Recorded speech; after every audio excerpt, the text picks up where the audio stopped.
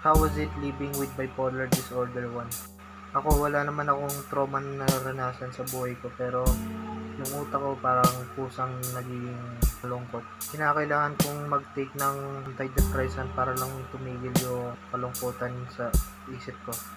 Kasi bago pa mag-take ako ng antidepressant, talagang iyak ako ng iyak kahit walang luha. Yung isa pang side ng sakit ko, yung pagiging manic. Yung ang daming gustong idea ang gawin. Kaya nagtitake ako ng antipsychotic na nagpapahaba ng tulog ko to 12 hours. Kaya ganito, drop out ako at walang trabaho. Kasi nasa isip ko kung magtatrabaho kaya mag-aaral ako, makakaabala lang ako sa ibang tao.